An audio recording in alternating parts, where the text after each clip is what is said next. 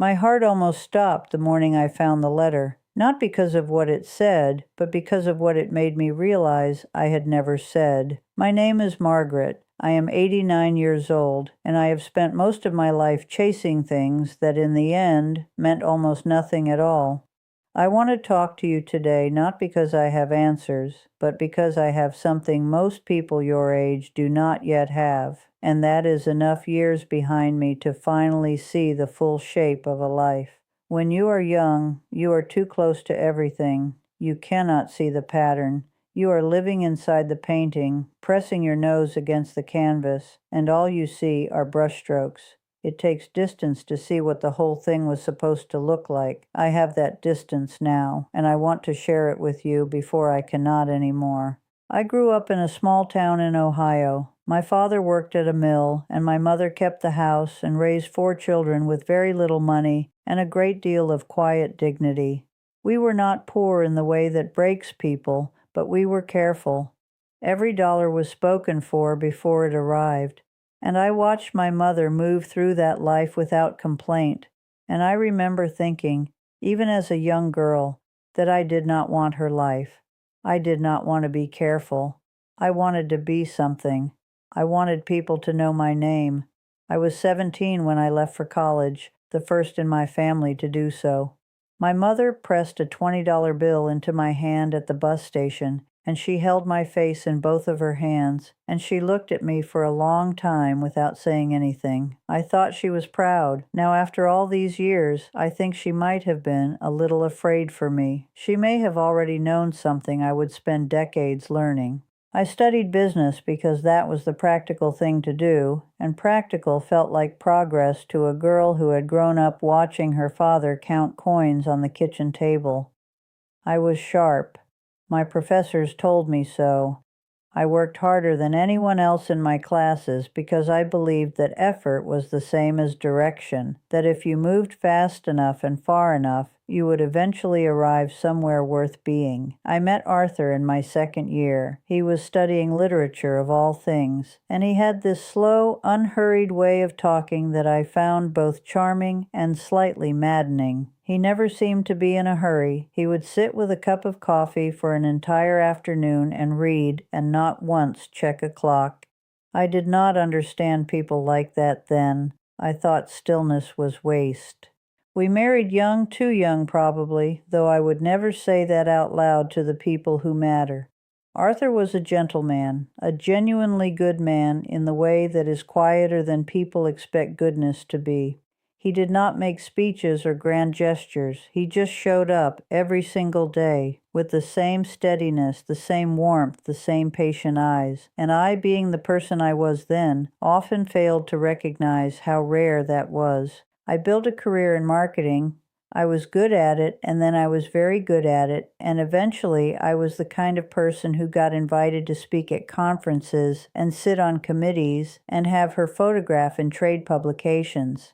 I remember the first time I saw my name on the cover of an industry newsletter, and I felt this surge of something that I mistook for fulfillment. It was not fulfillment. Looking back now, I understand it was simply relief. The brief relief of having proof that I existed, that I mattered, that I had outrun the smallness I had been so desperate to escape. The children came, 2 of them, a daughter we named Claire and a son we named Thomas. And I loved them in the way I knew how to love then, which is to say practically. I made sure they were fed and clothed and educated. I made sure they had opportunities. I showed up to the performances and the graduations and the milestones, but I was not fully present in the ordinary days, the slow Tuesday evenings, the Saturday mornings when they wanted nothing more than to sit near me and watch something silly on the television. I was always somewhere else in my head, rehearsing the next week, planning the next quarter, preparing for the next thing. Arthur used to say, gently, without accusation, that I was the only person he knew who could be in a room and also be completely absent from it. I would laugh when he said that because I thought he was being poetic. He was a literature man, after all. I thought it was a figure of speech. It was not a figure of speech. There came a year, I was in my mid-50s by then, when everything I had been working toward arrived more or less at once. I was appointed to the most senior role I had ever held. We bought a house I had admired for years. Claire got into a fine university. By every measure I had been using to evaluate my own life, I was succeeding. And I remember sitting in my office one evening, after everyone had gone home, looking out the window at the city lights, and feeling something I could not name at first. It took me a while to understand that what I was feeling was emptiness. Not sadness exactly, not failure, just a hollow, bewildering quiet where I had always assumed fulfillment would eventually live, once I had done enough, earned enough, proven enough. I had arrived at the destination, and the destination was just another room with another window. I did not stop, though. That is the part that is hardest to admit. I recognized the emptiness, and I chose to keep running anyway, because slowing down would have meant asking questions I was not ready to answer. Arthur retired at 63. He started a small garden. He joined a book group. He called Thomas every Sunday without fail, and he would sit on our back porch in the late afternoons and watch the light change and seem, genuinely, at peace. I watched him from the kitchen window sometimes, and I felt something that I am not proud of, something that felt uncomfortably close to resentment. I thought he was wasting his time. I thought he had given up. He died at 71, quietly, the way he had lived. He went to sleep one night, and he did not wake up, and the doctor said it was his heart. And I stood in our bedroom that morning holding his hand, which was still warm, and the world rearranged itself in a way it has never quite rearranged back. I found the letter 3 weeks after the funeral. He had been writing to me, as it turned out, for years. Not one long letter, but many small ones, kept in a shoebox at the back of his closet. Some were only a sentence or two. Some went on for several pages. They were not dramatic letters. They were not full of grievances or confessions. They were just observations, small moments he had wanted to share with me, thoughts he had about things I had said, things he had noticed about the children, things he had found beautiful or funny or worth remembering. Decades of small letters, never sent because he had written in one of them, he knew I was busy, and he did not want to interrupt. He did not want to interrupt. I sat on the floor of that closet for a very long time. What I had mistaken for contentment in my husband was not passivity, it was wisdom. He had understood something early that I had to wait until I was nearly 80 to even begin to understand, which is that the life you are actually living is not the one you are building toward. It is the one happening right now, in the pauses, in the ordinary hours, in the faces of the people sitting across from you at dinner, in the feel of someone's hand in yours on a random Wednesday afternoon. I had treated my life like a project to be completed rather than an experience to be inhabited.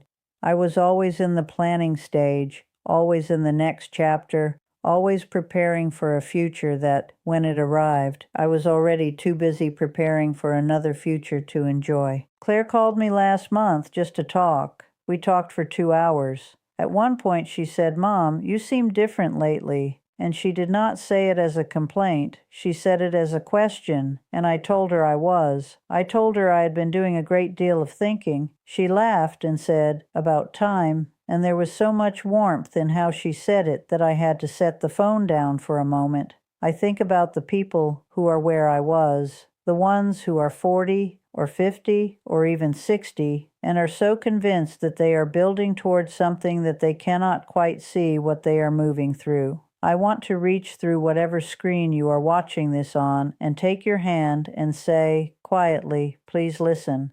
Not everything you are chasing is worth the chase. Some of it is worthwhile, genuinely. Career and achievement and ambition are not villains, but they are not the story either. They are the background. The foreground is the people, the conversations that go long, the ordinary meals, the way someone you love reaches for the salt before you have even asked for it, because they know you that well.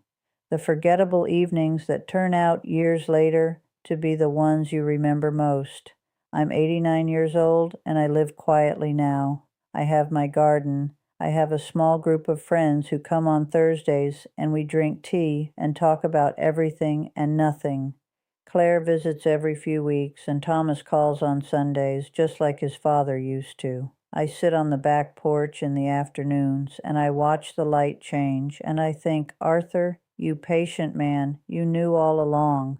I do not tell you this to make you sad for me. I have had a full life, and I am grateful for it. I tell you this because regret, when you are young, is still a tool. It can still change something. At my age, it is simply a companion, something you carry gently, something that teaches you, if you let it, how to be present in whatever time remains. Be where you are. Love the people in front of you. Put the phone down. Stay at the table a little longer. Write the letter and actually send it. That is all I have. And I mean that, honestly, with my whole heart. That is everything.